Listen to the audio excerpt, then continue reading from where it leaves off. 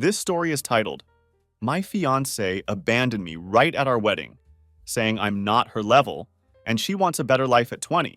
So I told everyone the wedding was off, got back my $50,000 by canceling everything. And the next day, when her parents disowned her for this, she was on her knees crying at my doorstep. Hey Reddit, I'm sitting here watching the waves crash on the beach, and I figured I might as well type out this whole messed up situation. Maybe it'll help someone else spot the red flags I completely missed along the way.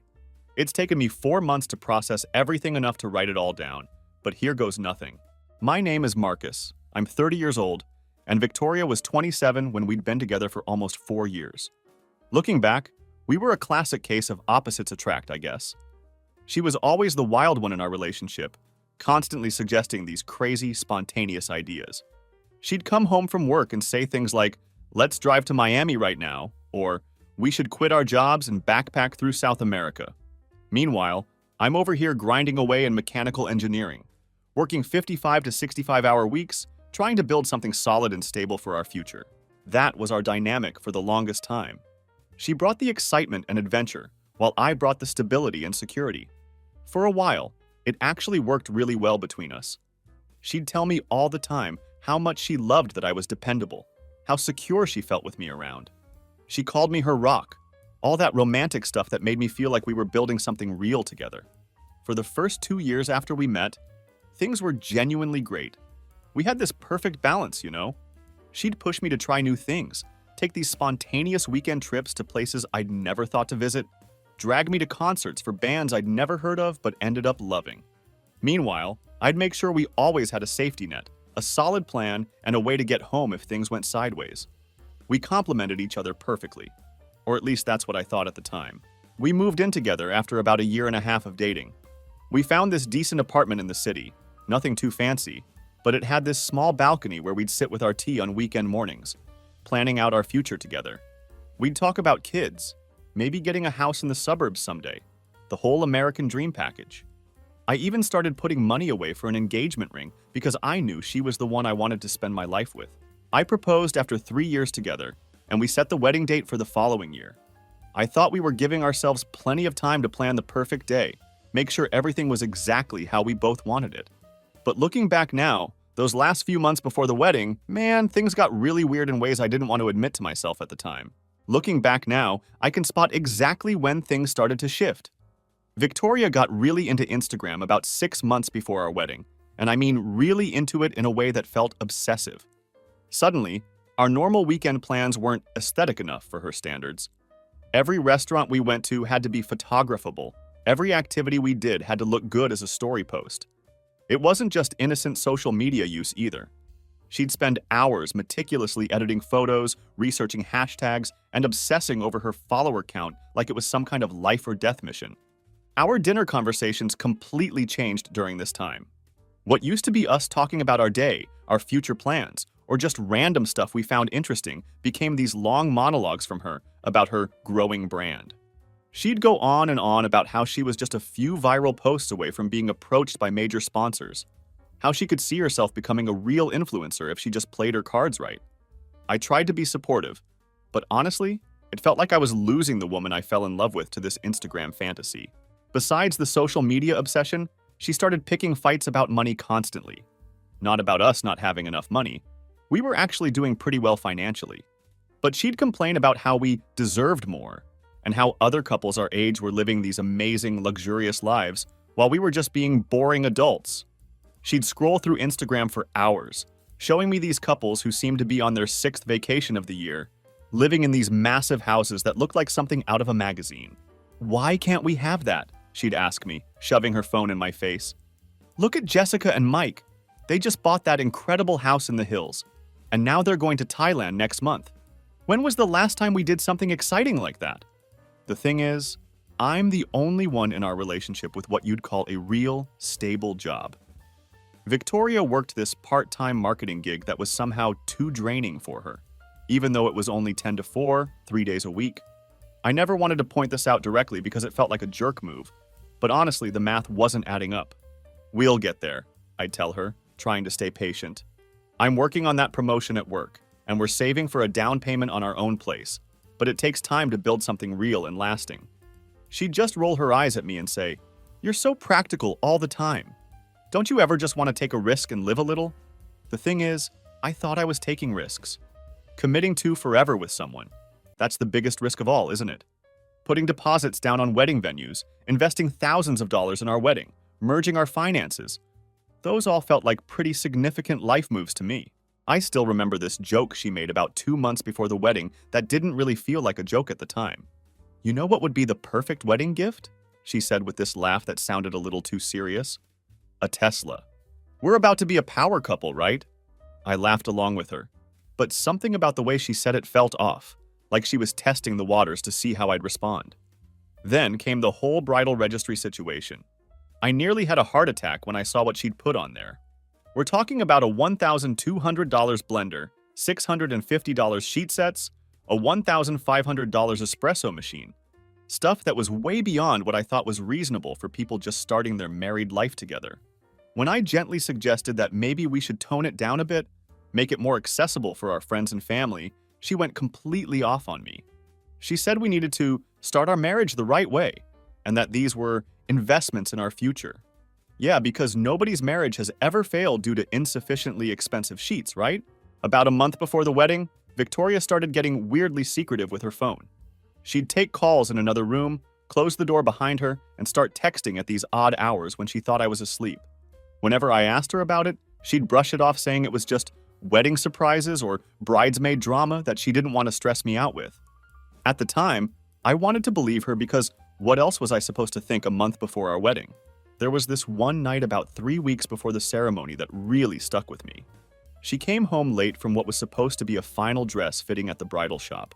Her makeup was done differently than usual, more dramatic, more evening appropriate, and she seemed buzzy and energetic in a way that felt off. "How'd the dress fitting go?" I asked her as she walked through the door. "Great, it's perfect," she said, but she wasn't quite meeting my eyes when she answered. "I'm just going to hop in the shower real quick." Later that evening, I found a receipt in her purse when I moved it off the couch to sit down. It wasn't from the bridal shop like I expected. It was from some upscale restaurant downtown that I'd never even heard of. When I checked the timestamp, it was right in the middle of when she was supposedly at her dress fitting. I should have confronted her then and there, but what was I going to say? That I'd been snooping through her purse? That I didn't trust her 3 weeks before our wedding? So I swallowed my concerns and told myself it was just pre-wedding jitters. Maybe she was planning some kind of surprise for me. The next day, I noticed she'd changed her Instagram profile photo to one I definitely didn't take.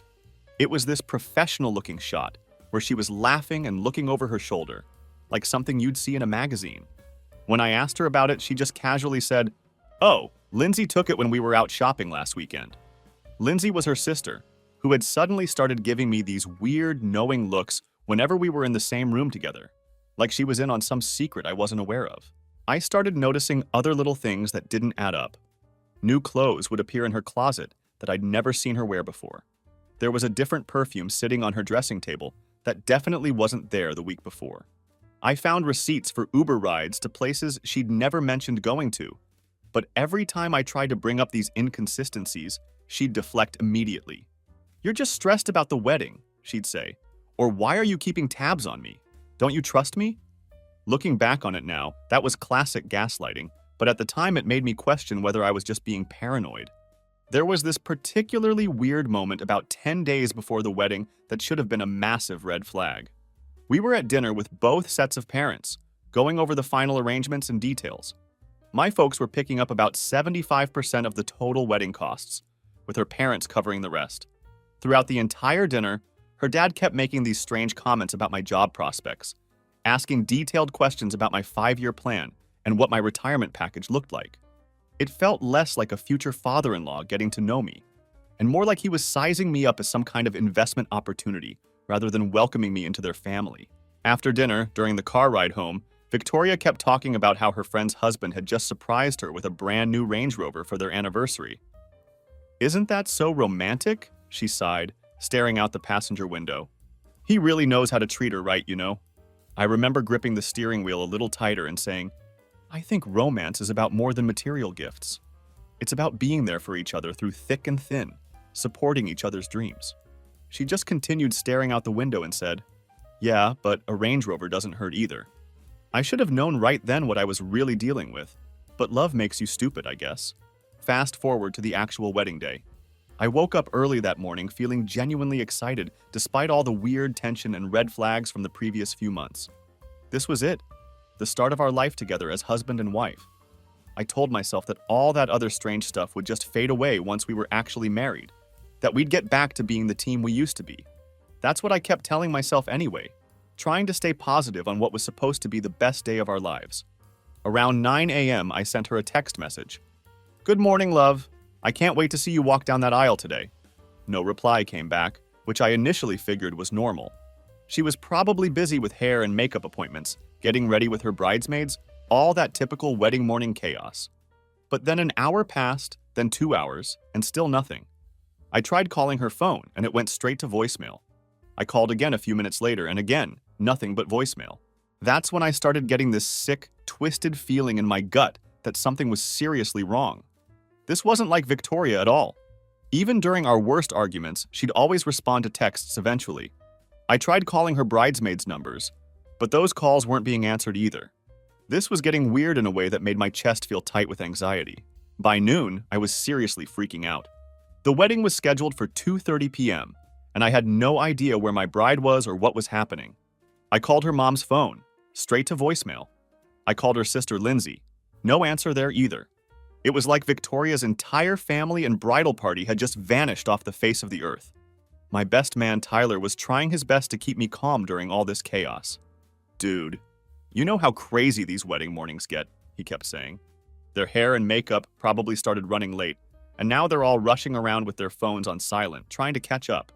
But I couldn't shake this horrible feeling that something was fundamentally wrong with this picture. I decided to head to the venue early, even though the ceremony wasn't supposed to start for another couple of hours.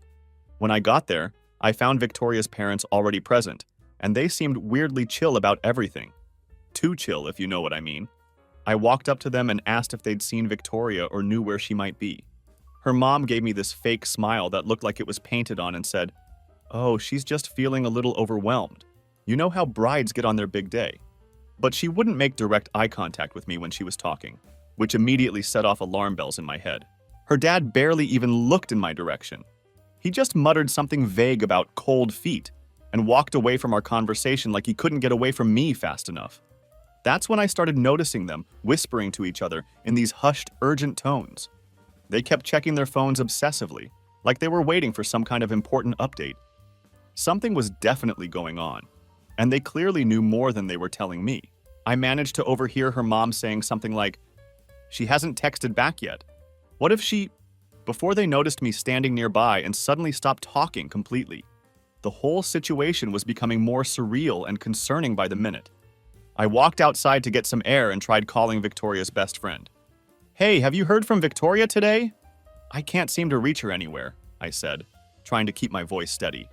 She sounded really off when she responded, Not since last night. Have you checked with her parents?" But the way she said it, with that hesitation in her voice, made it clear that she knew something I didn't. My chest was getting tighter with anxiety as I hung up the phone and made a beeline for the bridal suite. If Victoria was anywhere at the venue, that's where she'd be getting ready. I knocked on the door. Nothing. I tried again, louder this time. "Victoria!" I called out. Still absolutely nothing. The door was locked, and a staff member who was walking by mentioned that no one had gone in or out of that room since early that morning. I stood there for what felt like forever, hoping against hope that she'd suddenly appear and explain what was going on.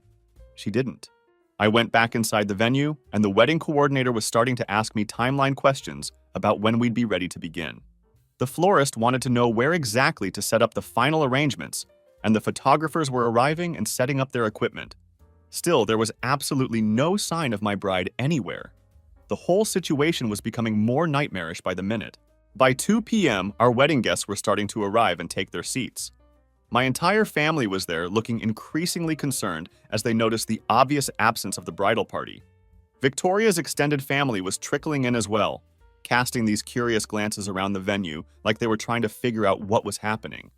The tension in the air was becoming thick enough to cut with a knife. At 2:15 p.m., my groomsmen were all suited up and ready to go, but the bridesmaids were still nowhere to be seen. By 2:20 p.m., I was standing just off to the side of the altar area, with my heart racing like I'd just run a marathon. The officiant, this kind older gentleman we'd chosen, kept giving me these sympathetic looks, like he was starting to piece together that something was seriously wrong. The string quartet was playing softly in the background, but it sounded like static in my ears because I was so focused on scanning the room for any sign of Victoria. That's when this real internal fight started happening inside my head.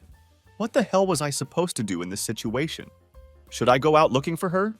Should I stall the ceremony and hope she'd show up eventually? Should I pretend nothing was wrong and just keep hoping she'd walk through those doors like this was all some kind of twisted bridal prank? Part of me desperately wanted to believe it was just severe pre-wedding nerves, that she was somewhere having a panic attack but would pull herself together and come through for us. But another part of me, the louder and more rational part, kept flashing back to all those weird looks, the late nights, the sudden silences, and the general strangeness of the past few weeks. It was now 5 minutes before the ceremony was supposed to officially start, and there was still no word from anyone. Tyler was standing right next to me, checking his watch and looking increasingly worried about the whole situation. I kept trying to call Victoria's phone, but it just kept going straight to voicemail like it had been doing all morning. My hands were literally shaking from the anxiety and uncertainty of not knowing what was happening. And then, finally, my phone buzzed in my hand. It was Victoria. Finally, some kind of communication. My hands were literally trembling as I opened the message, thinking that maybe she was just running incredibly late or having some kind of anxiety attack that had delayed everything. Maybe there was a reasonable explanation for this whole nightmare scenario. The message read exactly, "I'm sorry, Marcus, I tried, but I can't marry you. You're too average and predictable for someone like me. I need more excitement and passion than you can provide. Also, I'm too young to settle for this life. I hope someday you understand. Please don't hate me." I just stared at the screen, reading those words over and over again like my brain couldn't process what I was seeing. Here I was, getting rejected 5 minutes before we were supposed to get married, and she was doing it via text message. Tyler saw the expression on my face and immediately came over to where I was standing. "Marcus, you okay, man? It's time to go," he said, assuming we were just dealing with the normal pre-ceremony nerves. I couldn't even speak. I just handed him my phone so he could read the message himself. His jaw literally dropped as he read it. "No way," he whispered. She didn't just... Something really strange happened to me in that moment. It's like my brain just completely shifted gears. The hurt was definitely there, massive and overwhelming, like someone had dropped a boulder directly into my stomach. But on the surface level, I went completely ice cold. I found the officiant, who was looking more confused by the minute, about why we hadn't started yet. "There's been a slight change of plans," I told him, somehow managing to keep my voice steady despite everything that was happening inside my head. Then I walked out alone to where Victoria and I were supposed to stand together and exchange our vows. All the guests immediately started giving me these confused, concerned looks as they realized I was approaching the altar by myself. The whispers started rippling through the crowd like a wave. I could feel every single pair of eyes in that room focused on me, waiting to understand what was happening. I grabbed the microphone from the officiant, took a deep breath, and just decided to go for it. There was no point in trying to cover this up or make excuses. "Welcome, everyone," I said, and my voice somehow came out steady and clear. The entire room went completely dead silent. You could have heard a pin drop. Every conversation stopped mid-sentence, and all I could see were expectant faces staring back at me. "There's been a development," I continued, looking around at all the faces in the crowd. My family, her family, all our friends who had taken time out of their lives to be here with us today. About 5 minutes ago, I received a text message from Victoria. I paused for a moment, letting that sink in. The tension in the room was so thick you could practically cut it with a knife. It said, and I quote, "I'm sorry I can't do this. I need to live my life for myself. I hope someday you understand." The gasps that erupted from the crowd were so loud and shocked that they seemed to echo off the walls. Someone from Victoria's side of the family actually cried out in what sounded like genuine distress. My mom looked like she was about to pass out, and I could see my dad's face turning red with what I assumed was a mixture of anger and protective instinct. Tyler was standing right behind me, and when I glanced back at him, he looked me dead in the eye and gave me this subtle nod. He whispered just loud enough for me to hear, "You owe it to yourself not to hide this." He was absolutely right. There was no point in protecting someone who had just humiliated me in front of everyone we knew and cared about. I continued, keeping my voice as even and controlled as possible. It appears there will be no wedding ceremony today.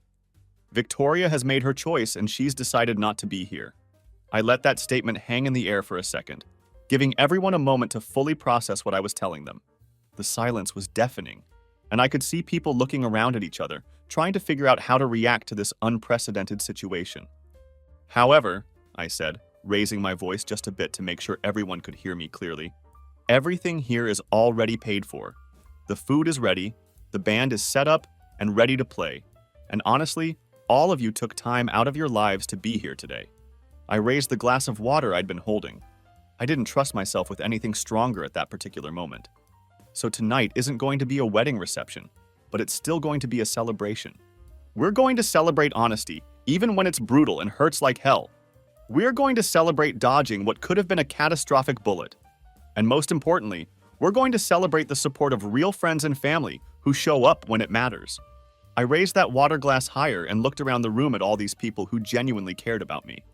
So please, eat the food, enjoy yourselves, and let's have a party anyway. Because at the end of the day, I'd rather find out who someone really is now than after we'd signed legal documents. The next few hours were absolutely surreal, like something out of a bizarre alternate reality. About 40% of the guests ended up leaving pretty quickly after my announcement.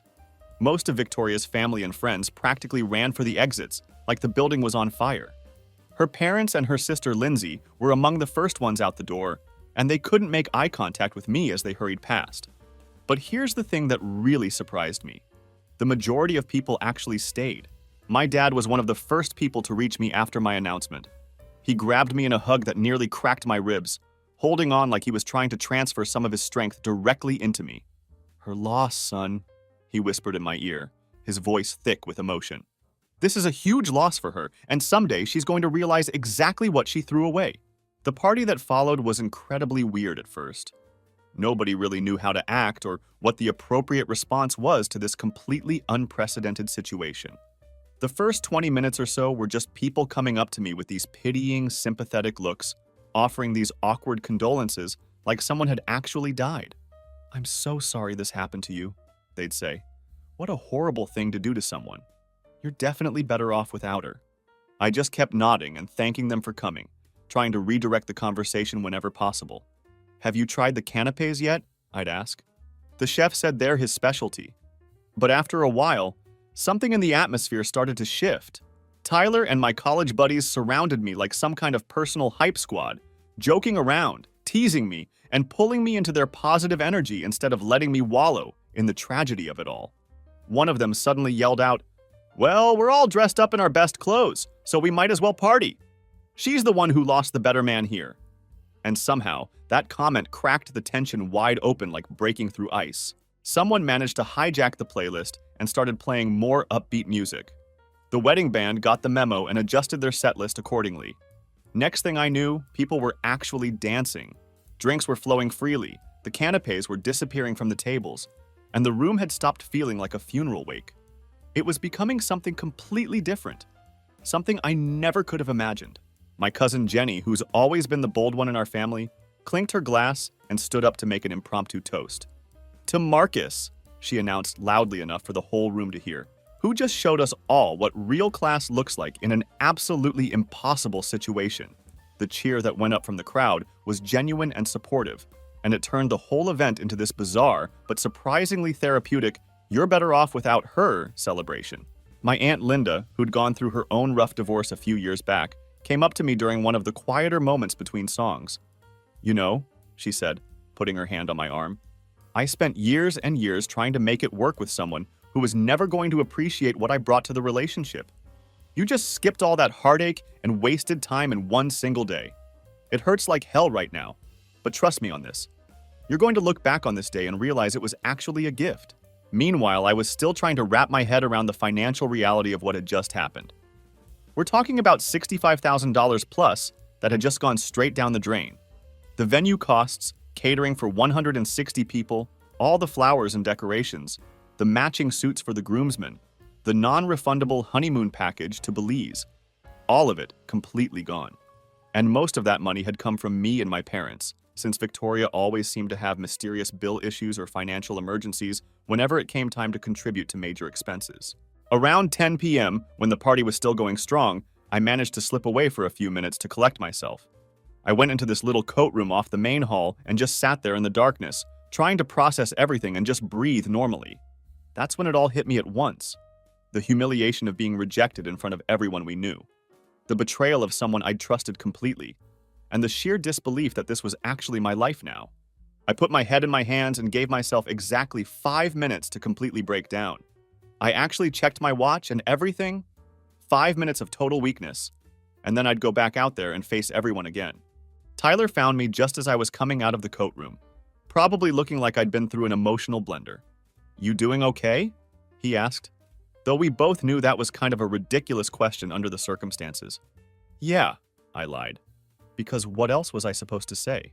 He put his hand on my shoulder and looked me straight in the eye. "Look, whatever you're feeling right now, it's completely valid and understandable," he said. "But I need you to understand something important. What she did to you today, that's about her and her character, not about you or anything you did wrong. Some people just can't recognize something good when it's right in front of them." I nodded, not really trusting myself to speak without my voice cracking. "Also," Tyler added with this mischievous grin, "your Aunt Linda is currently doing the worm on the dance floor, and it's absolutely something you need to see to believe." That comment got a genuine laugh out of me for the first time all day, and somehow that became the turning point of the entire evening. We ended up closing down the entire venue that night. The last 20 or so guests and I sat around this big table together, sharing stories, laughing at old memories, and making plans for future hangouts. It wasn't the night I had imagined when I woke up that morning, but it definitely wasn't the complete disaster it could have been either. There was something genuinely healing about being surrounded by people who actually cared about me and wanted to support me through this nightmare. As for Victoria, I had absolutely no word from her that night, or the next day, or even the day after that.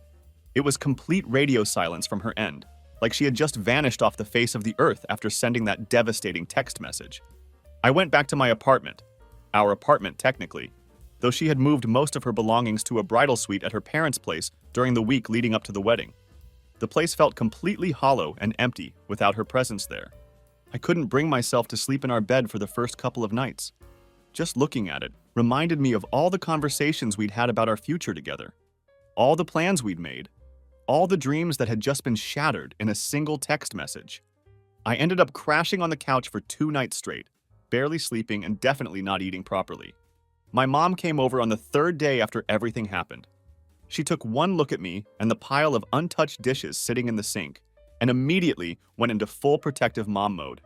She opened all the windows to get some fresh air circulating, did my laundry without being asked, ordered takeout from my favorite Thai place, and just sat with me while we watched mindless action movies back to back. She didn't try to force me to talk about what had happened, didn't offer empty platitudes about everything happening for a reason. She just kept me company when I needed it most. "You know what the worst part is?" I finally said, after we'd gotten through the 3rd movie without really paying attention to any of them. "I still don't understand why this happened. 4 years together, and she couldn't even tell me to my face that she wanted out. She had to do it 5 minutes before our wedding ceremony via text message." My mom just squeezed my hand and said quietly, "Some people aren't brave enough to face the consequences of their choices, honey. That's not a reflection on you or anything you did wrong." Then, on day 4 after the wedding disaster, my phone suddenly blew up with activity. Missed calls, desperate voicemails, frantic text messages, all from Victoria. The messages were variations of "Marcus, I made a terrible mistake. We need to talk. Please call me back. I love you." I didn't answer any of the calls, but I knew I needed to get some real answers about what had actually happened. So I decided to call Rebecca, who was a mutual friend that had gone completely radio silent after the wedding chaos. She picked up the phone immediately, and I could hear the tension in her voice right away. "Look," she said, before I could even explain why I was calling. "I didn't know how to tell you this, but you deserve to know everything that really happened." We agreed to meet for coffee that evening. I braced myself for whatever she was about to tell me, and she came prepared with what she called receipts, literal screenshots, DM conversations, and call logs. Apparently, a group of our mutual friends had discovered the real truth right after the wedding, and they were genuinely pissed off, not just at Victoria, but at themselves for not catching on to what was happening sooner. It turns out that Victoria hadn't gotten last-minute cold feet about our relationship. She'd had an entire scheme lined up with some guy named Derek. He was older than us, flashy in that fake social media way, always posting about his supposed business empire and his freedom lifestyle. Victoria had met him at some social media marketing workshop and had completely fallen for his whole act. Here's where it gets really twisted. The plan was for her to marry me, gain legal access to my financial assets and earning potential, then file for divorce about 6 months later and ride the alimony train straight to what she imagined would be influencer heaven. That's why she had been pushing so hard for such a lavish, expensive wedding. The fancy honeymoon, the joint financial accounts she kept suggesting, the expensive registry items. It was all part of setting up the biggest possible settlement when she inevitably left me.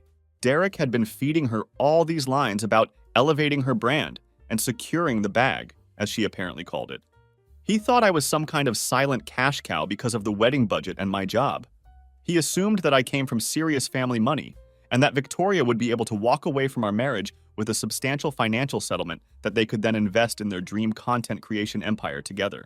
But when Victoria bailed before the actual ceremony, the whole elaborate scheme completely collapsed like a house of cards.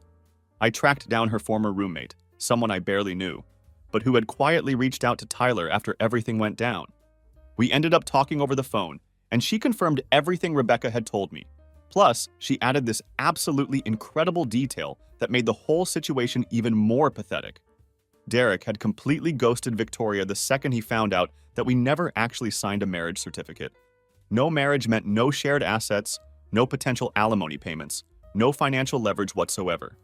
He literally had her moved out of the luxury hotel suite they'd been staying in together and blocked her on every single social media platform and communication method. She got kicked out of the high-end short-term rental they'd booked for their post-wedding celebration. And when her credit card got declined for the extended stay, she had to call her dad to come pick her up. Picture this: Victoria standing in the lobby of some boutique hotel with her suitcases in hand, looking like a failed contestant on The Bachelor who'd just been eliminated in the most humiliating way possible. The cherry on top of this whole disaster Sunday was that Derek had a live-in girlfriend in another city the entire time. Victoria was just entertainment on the side, a pet project with no real future. She didn't discover this little detail until the girlfriend found out about their scheme and messaged Victoria with screenshots of her own conversations with Derek, proving that Victoria had been played just as badly as I had. So yeah, her whole master plan crashed and burned spectacularly before it ever even left the runway. The only thing she managed to get out of the entire ordeal was a one-way ticket back to her parents' guest room and the humiliation of having to explain to everyone why her grand escape had turned into such a complete failure. You want to talk about karma? That's karma wearing designer heels with a zero refund policy. So now Victoria was desperate and calling me constantly. I finally answered one of her calls about a week after the wedding, purely out of morbid curiosity to hear what kind of explanation she could possibly come up with. "Marcus, oh, thank God you picked up," she said immediately. And she was already crying in that full meltdown mode that I recognize from our worst fights. I didn't say anything at first. I just waited to hear what kind of story she was going to try to spin. "I messed up so badly," she wailed into the phone. "It was just the stress and pressure of everything. Derek didn't mean anything to me at all. We can still fix this situation. Just tell people I had some kind of panic attack or anxiety episode. We can reschedule the wedding for later this year." The sheer audacity of what she was suggesting was absolutely breathtaking. This woman had executed a full-blown betrayal with another man, and now she wanted me to help her create some kind of PR spin to save face. I kept my tone completely calm and steady, like a surgeon delivering bad news, not a single scratch of emotion in my voice. "You texted me," I said.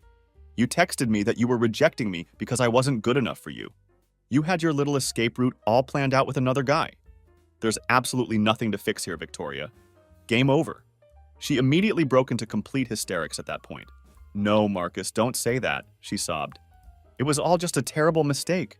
I love you. I've always loved you." "Sure you do," I replied. "Right up until your new meal ticket ditched you and your fantasy crashed and burned. Now suddenly I'm Prince Charming again, right? You don't understand," she continued desperately. "He lied to me about everything. He promised me all these amazing things and then just completely abandoned me in some disgusting motel room. I had to call my dad to come get me like I was some kind of teenager. I actually laughed at that point. This low, tired laugh that surprised even me. And that's supposed to earn you sympathy points with me? You picked the wrong con man for your scheme, and now I'm supposed to catch you when you fall like nothing ever happened? I was just confused and scared, she pleaded. I made one mistake. Please don't throw away 4 years over one mistake. Then came the real desperation in her voice. But where will I go? What am I supposed to do now? I paused for a moment, giving her just a second of silence to think about what she was really asking me. Then I delivered the line that I'd been saving up.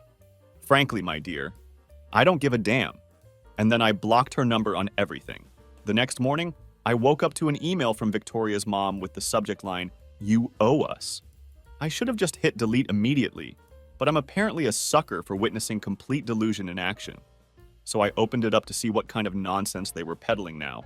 They were actually demanding financial reimbursements for their flights, hotel stays, spa packages, dress tailoring costs, and something they called emotional damage. Can you believe that?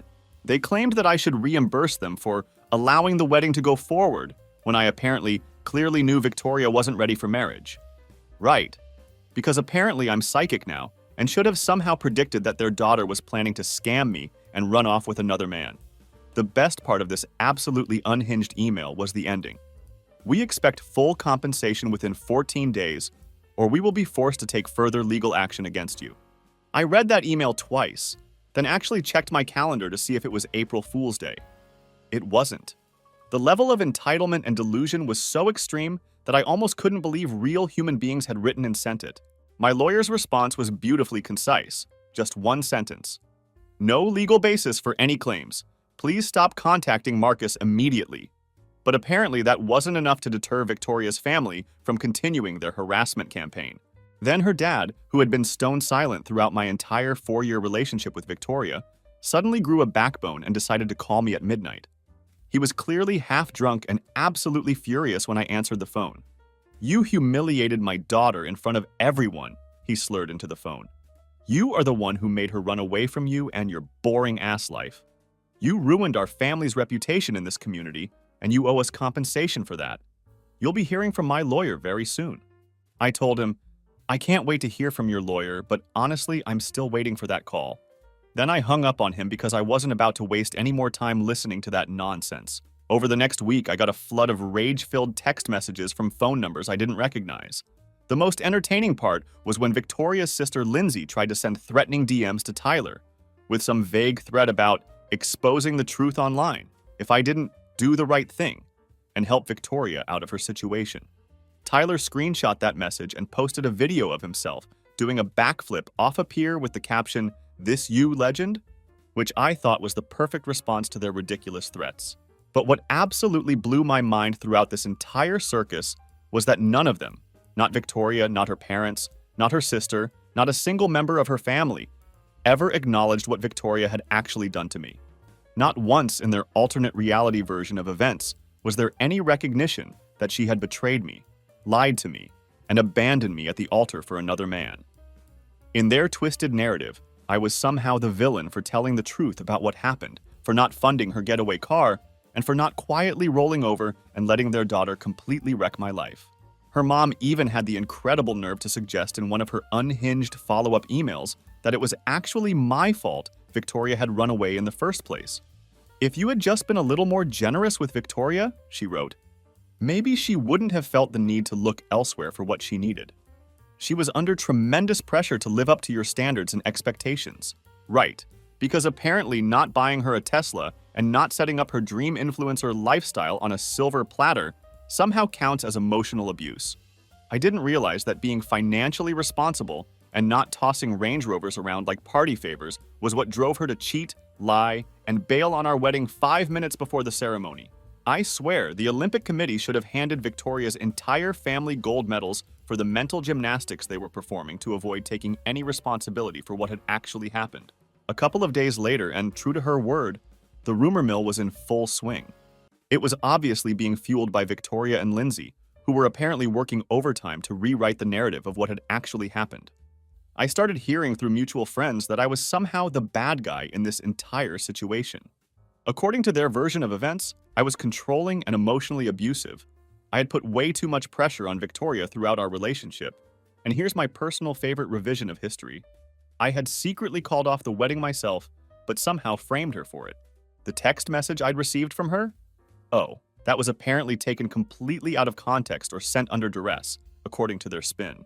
Some people actually bought into this complete nonsense, mostly her distant relatives and friends who weren't close enough to the situation to know what had really happened. A girl I barely knew from Victoria's extended social circle actually messaged me directly.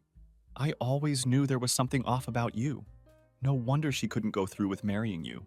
I didn't bother responding to messages like that because, honestly, what was the point? Meanwhile, Victoria started posting these vague, cryptic captions on her Instagram account about escaping toxic situations and finding her true worth. She started using hashtags like #survivor and #mytruthmatters, as if she was somehow the victim in this entire situation rather than the person who had orchestrated the whole betrayal. I made the conscious decision not to fight these rumors publicly or engage in some kind of social media war. When people asked me directly what had happened, I would calmly tell them the simple facts. She texted me that she couldn't marry me 5 minutes before our wedding ceremony because she wanted to run off with another guy. That plan failed spectacularly, and now these are the consequences. For the people who seemed to need more proof, I showed them the actual text message she'd sent me. Most reasonable people could see right through Victoria's attempts to rewrite history once they knew the real facts. Meanwhile, Victoria's family kept up their relentless campaign of demands and harassment. More texts, more emails, even a physical letter that was delivered directly to my apartment building. They wanted compensation for everything you could possibly imagine. The wedding planning time and effort, the emotional labor they'd invested, the belongings of Victoria's that I'd already carefully packed up and shipped back to them, and even half the cash value of wedding gifts that had already been returned to the gift givers or donated to charity. Lindsay even had the incredible audacity to suggest that I should pay for professional therapy sessions to help Victoria deal with the trauma from the whole ordeal. The trauma from the ordeal that she had caused. The level of entitlement was absolutely unreal and beyond anything I could have imagined. I consulted with my lawyer again just to make sure I was covering all my bases legally. He actually laughed out loud when I read him their latest demands, and he confirmed that Victoria had absolutely zero legal standing for any kind of compensation claim. He sent one final formal email response on my behalf. Marcus considers this matter completely closed. Victoria unilaterally terminated the relationship and all wedding plans. No funds or compensation of any kind are owed to any party. Any further demands or contact attempts will be treated as harassment and reported to the appropriate authorities. After that, I blocked all the new phone numbers and email addresses they kept creating to try to contact me, and I started thinking seriously about what I should do next with my life. That $20,000 non-refundable honeymoon trip to Belize kept weighing on my mind. Victoria had been absolutely obsessed with this particular trip for months leading up to the wedding. She had personally picked out the specific overwater bungalow, talked about it constantly to anyone who would listen, and kept showing everyone the gorgeous pictures of the crystal clear water, the private deck, and the dolphins you could supposedly see right from your room. The travel agent confirmed that I couldn't get any cash back for the trip, but I could change the second name on the reservation to someone else. Letting $20,000 just disappear into thin air felt like letting Victoria win somehow. Plus, I had already taken 2 weeks off work, time that I'd earned and deserved to use. So I decided to call Tyler with what I thought was either a brilliant idea or a completely crazy one. "Dude," I said when Tyler picked up the phone, "what are you doing next week? How do you feel about going surfing in Belize?" There was this long pause on the other end of the line, and I could practically hear him processing what I'd just asked him. "Are you serious right now?" he finally responded, and I could hear the disbelief in his voice. "Dead serious," I told him. "The trip is already completely paid for. I can't get any kind of refund, and I might as well use it rather than let it go to waste." "Holy shit, yes," he said immediately. "Absolutely yes." Tyler was perfect for this kind of adventure. He's an ex-professional surfer who now teaches surfing lessons at our local beach, and the guy practically lives in the ocean when he's not working. If anyone would genuinely appreciate a tropical island getaway with perfect waves, it would definitely be him. 2 weeks later, we were sitting in first-class seats on a flight to Belize. We had packed our surfboards and turned the whole thing into what became an absolutely epic surf trip. We ended up staying in that exact same overwater bungalow that Victoria had picked out and obsessed over for months. We spent our days catching some truly incredible waves, eating amazing fresh seafood, and just allowing ourselves to recover from all the insanity of the previous month. The resort staff must have known something was up with our situation. They had clearly been expecting a honeymooning couple and instead got two guys with surfboards who were obviously just there to have a good time. But they were completely cool and professional about the whole thing, never asking awkward questions or making us feel weird about it. One of the waiters at the main restaurant actually pulled me aside on our third night there. "Sir, if you don't mind me asking," he said quietly, "this was meant to be a honeymoon trip, yes?" I nodded, wondering where this conversation was going.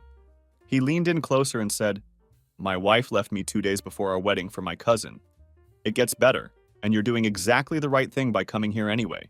That random conversation with a complete stranger on the other side of the world hit me harder than almost anything else that had happened. There was something incredibly healing about having someone who truly understood what I'd been through tell me that I was handling it the right way. We spent our days surfing at dawn when the water was perfectly smooth like glass, and the morning light was just starting to break over the horizon. There's something about being out in the ocean that puts everything in perspective, you know? You're just this tiny speck on a surfboard, and the water doesn't care about your personal problems or relationship drama. It just exists, and you either learn to ride it or you don't. Honestly, I think that trip was probably better than the actual honeymoon would have been if Victoria had gone through with the wedding. There was no drama, no complaints about me checking work emails on my phone, no pressure to take the perfect Instagram photos every 5 minutes. It was just two good friends enjoying paradise together, surfing at dawn, napping in hammocks during the afternoon heat, and eating like kings every single night. There was this one moment about 5 days into the trip that really stuck with me.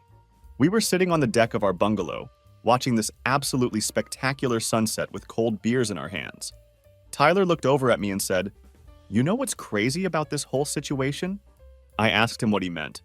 "If she hadn't bailed on you, you'd be trapped in a marriage right now with someone who didn't actually want to be with you, and you'd never know how close you came to dodging that bullet."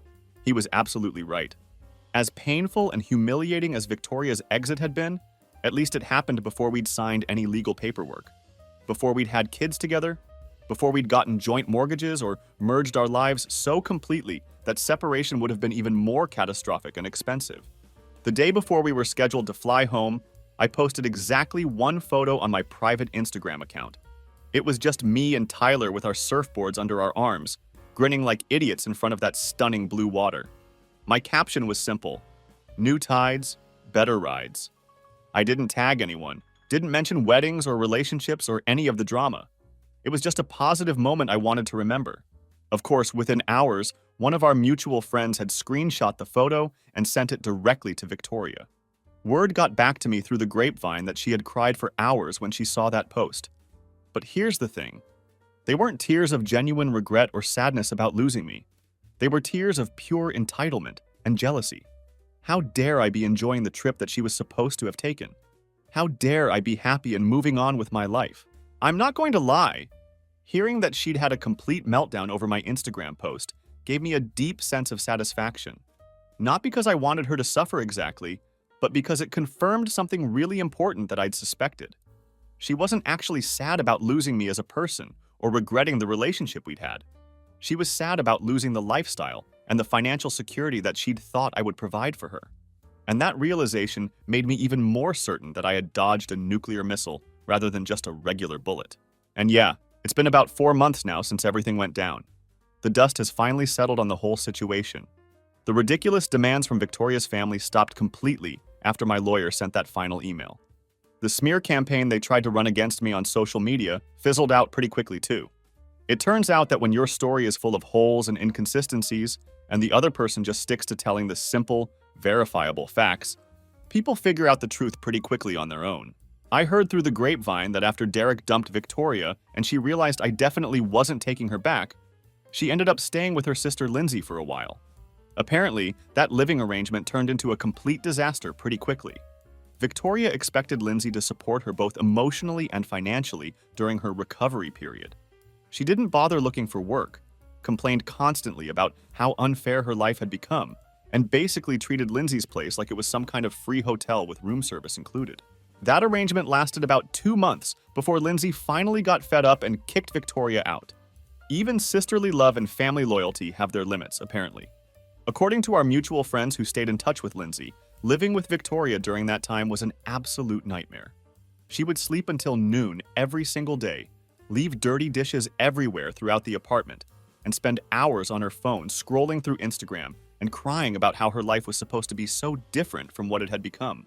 The worst part was that she'd order expensive takeout meals on Lindsay's credit card without asking permission first, borrow clothes without ever returning them, and have these explosive, dramatic tantrums whenever Lindsay had the nerve to suggest that maybe she should look for a job or contribute to the household expenses in some small way. Eventually, Victoria ended up having to move back in with her parents, which I'm sure was a humbling experience for someone who had been planning to live the high-rolling influencer lifestyle just a few months earlier. She did eventually find some low-level administrative job, but from what I can see on her social media, she's constantly whining and complaining about being broke and how unfair everything is in her life. Her posts are full of vague complaints about how life is conspiring against her and how she can't seem to catch a break. But never once, not a single time, has she acknowledged that she's the architect of her own misfortune. There's never been any recognition that the choices she made led directly to the consequences she's dealing with now. Her latest Instagram content is filled with these generic inspirational quotes about rising from the ashes, and sometimes the wrong choices bring us to the right places, and other meaningless nonsense that probably makes her feel better about her situation, but isn't fooling anyone who knows what actually happened. The victim narrative is incredibly strong with that one. There's zero accountability, zero genuine remorse, and zero acknowledgement of the damage she caused. It's just constant bitterness and resentment that her grand master plan failed so spectacularly. As for me, I'm doing really good now. Genuinely good. Not just putting on a brave face. Those initial weeks after everything happened were rough. I'm not going to lie about that. I felt like a complete chump. I was heartbroken, and I was angry in a way I'd never experienced before. But that weird dodged a bullet party, as strange and surreal as it was, really set the tone for how I was going to handle the recovery process. Having my friends and family rally around me and show their support made all the difference in the world. Going on that honeymoon trip with Tyler was honestly one of the best decisions I could have made. It was a clean break from all the toxicity and drama, and it gave me a way to reclaim something positive from the wreckage of what my life had looked like just a few weeks earlier. Financially, yeah, I definitely took a significant hit. That $65,000 plus that went toward the wedding, and honeymoon is gone forever, and there's no getting that money back. But at the end of the day, it's just money. What I gained back was infinitely more valuable. My self-respect, my freedom, and my independence from someone who saw me as nothing more than a wallet and a stepping stone to the Instagram lifestyle she thought she deserved. I didn't actually lose anything that truly mattered in the long run. I lost someone who thought my hard work and dedication were just a convenient path to funding someone else's fantasy life. I lost a family who saw me as a personal ATM rather than as a human being worthy of respect. And I lost the burden of trying to build a real future with someone who fundamentally didn't respect what it takes to build anything meaningful and lasting. Some of my buddies have tried to set me up on dates over the past few months, thinking that getting back out there might help me move on completely. But honestly, I'm not quite there yet emotionally. Maybe in a few more months, I'll be ready to start dating again. But right now, I'm focused on something that feels more important. Rebuilding my life and creating something I'm genuinely proud of, regardless of whether anyone else is there to share it with me. I'm spending my time and energy on developing a life that feels authentic and fulfilling on its own terms. I don't want to jump into another relationship just to fill some kind of void, or because I feel like I'm supposed to be with someone. When I do decide to start dating again, I want it to be because I've met someone who adds genuine value to an already solid foundation, not because I need someone else to make me feel complete. To anyone who might be reading this and going through something similar in their own life, I want you to know that you should hang in there. The pain you're feeling right now is absolutely real and valid, but it doesn't last forever. Sometimes, what feels like rejection in the moment is actually protection from something that would have been much worse down the road. Looking back on everything that happened, I can see now that Victoria did me the biggest favor of my life by showing me exactly who she really was before we made it legally binding. Can you imagine if I had discovered her true character and her willingness to betray me after we'd been married for a year or two? After we'd had kids together? After we'd bought a house and completely merged our financial lives, the damage would have been catastrophic, and the recovery would have taken years instead of months. Instead, I got to learn the truth about her in the most dramatic way possible. But at least it happened at a time when I could make a clean break and move forward without any major legal complications. No custody battles, no alimony payments, no fighting over property division, just an expensive lesson in recognizing red flags and trusting my instincts when something feels off in a relationship. The whole experience has taught me so much about what I actually want in a life partner. I want someone who sees the value in building something real and lasting together, not someone who's looking for a shortcut to a lifestyle they haven't earned. I want someone who appreciates hard work and dedication, not someone who thinks those qualities are boring or predictable. I want someone who would never dream of betraying me or abandoning me at the most vulnerable moment, regardless of what other opportunities might come along. Most importantly, I want someone who chooses to be with me because they genuinely want to share their life with me, not because they see me as a means to an end or a stepping stone to something else they think they want more. The right person for me will never make me question whether they actually want to be there, because they'll show me every day through their actions and choices that there's nowhere else they'd rather be. So yeah, that's my story. It's been a wild 4 months, but I'm in a much better place now than I was on that devastating wedding day. I've got my self-respect back, I've learned some valuable lessons about recognizing manipulation and red flags, and I've surrounded myself with people who actually care about me as a person rather than what I can provide for them. Sometimes the worst things that happen to us end up being the best things that could have happened, even if we can't see it at the time. Getting ditched at the altar was absolutely humiliating and painful, but it saved me from years of unhappiness with someone who never really wanted to be with me in the first place. And honestly, I wouldn't change a thing about how it all went down, because it led me to exactly where I needed to be. If you're going through your own version of this kind of betrayal or heartbreak, just remember that the pain is temporary, but the lessons and the strength you gain from surviving it will last forever. You're going to come out of this stronger, wiser, and more prepared to recognize and appreciate genuine love when it finally shows up in your life.